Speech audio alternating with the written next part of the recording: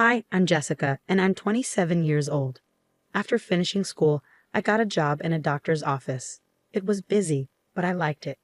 Then I stopped working when I got married to John. He wanted me to focus on our home.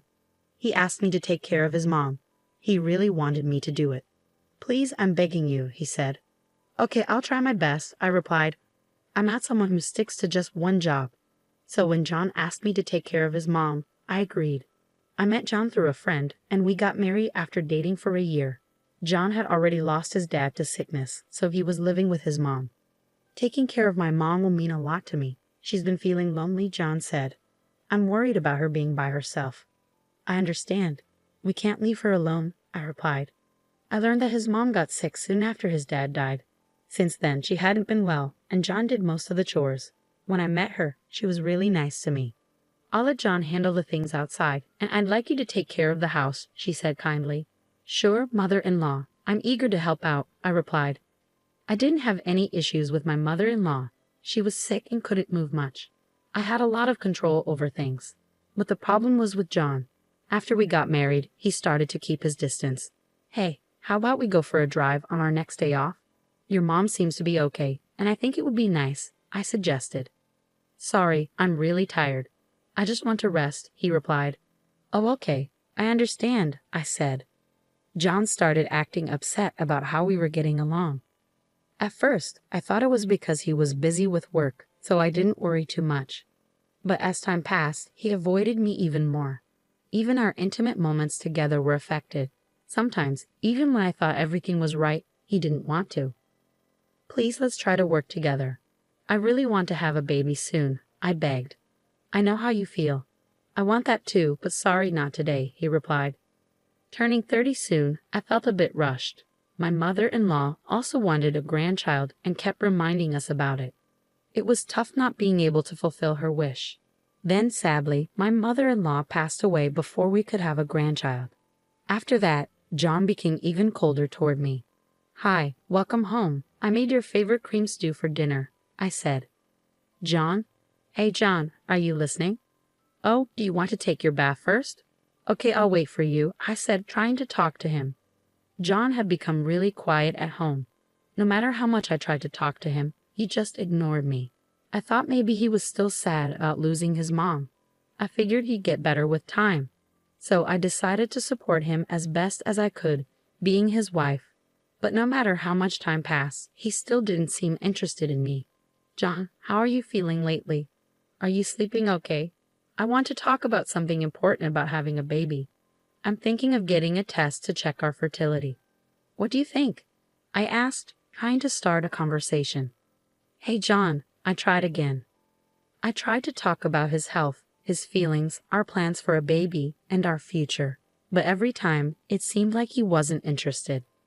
John, please say something. Have I done something to upset you? If there's anything bothering you, or if you want me to change something, please tell me, I begged.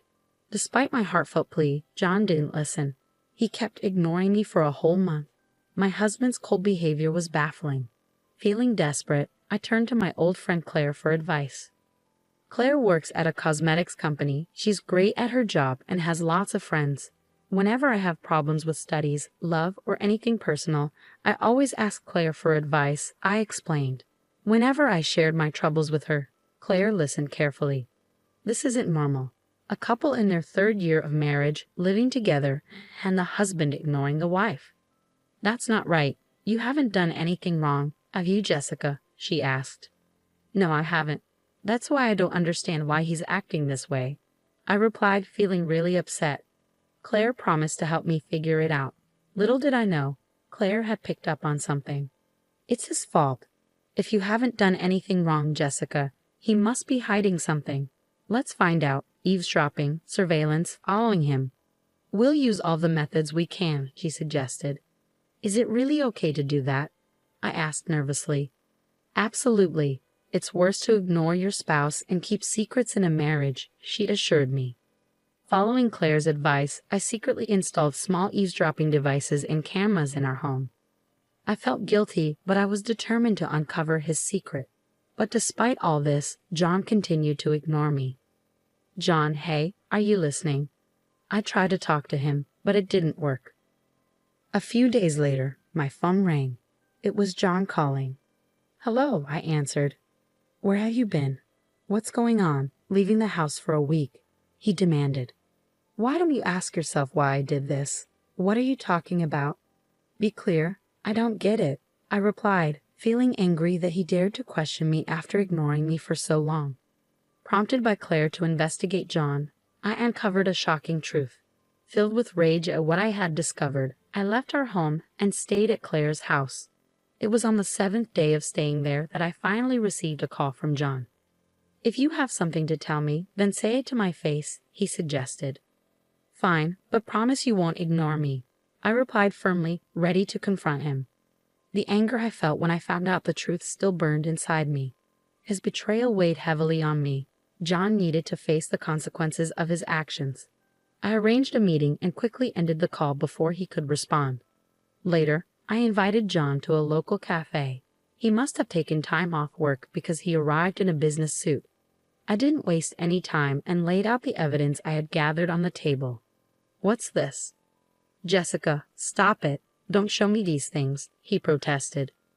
"If you don't like it, why don't you pick them up yourself? It doesn't matter, right? I can print out as many as I want," I retorted. "When were these photos taken?" he asked, trying to change the subject.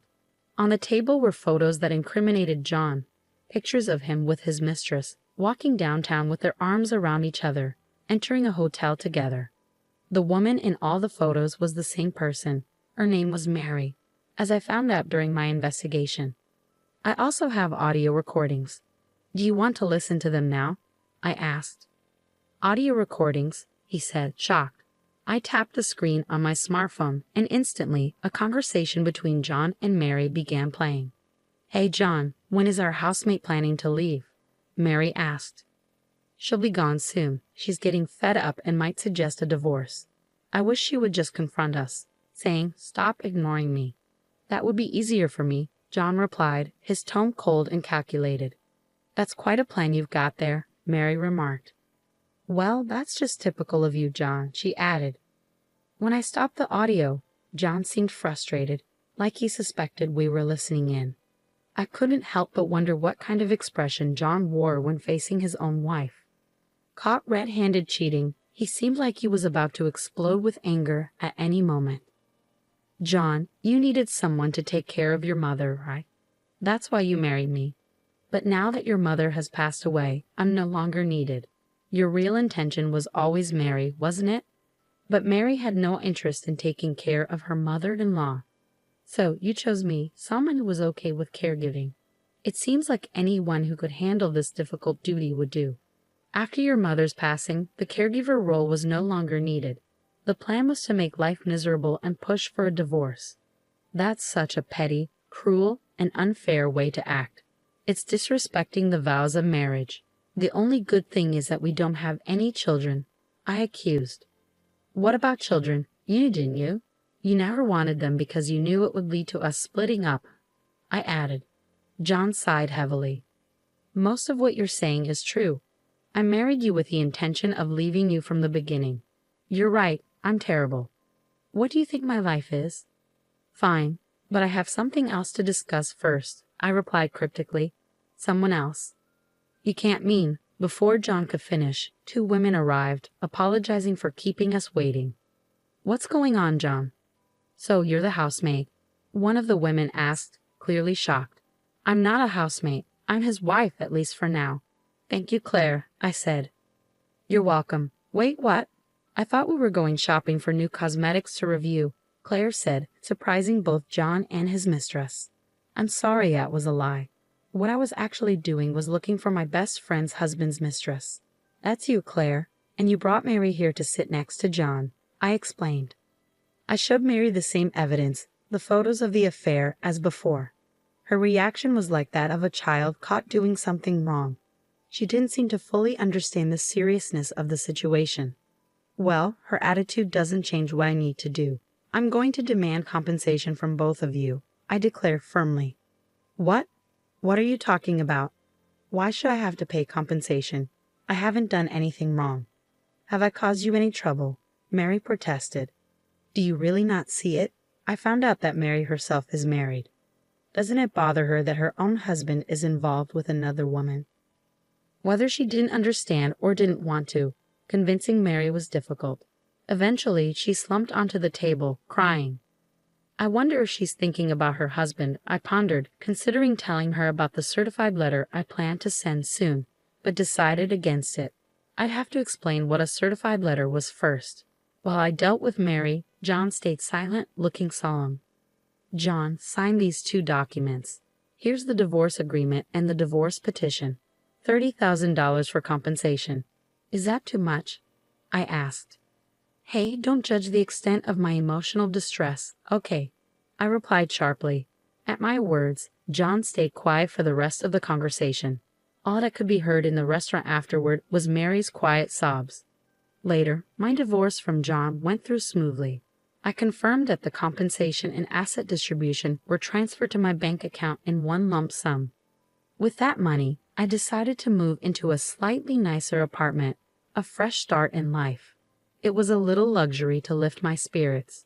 It turned out that John had to sell his childhood home to pay the compensation.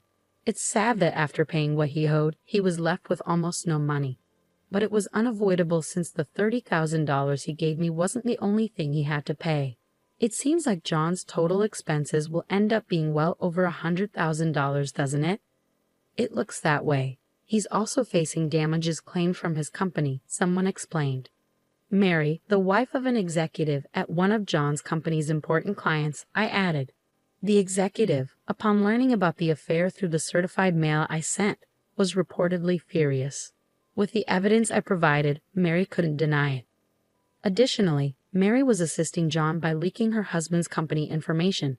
This affair and the subsequent unethical behavior caused a major rift between the two companies. John seems to have lost his position. He's not only facing cold treatment from his superiors and colleagues, but also has been fired and slapped with hefty damages, I explained. Poor guy, but he brought it on himself.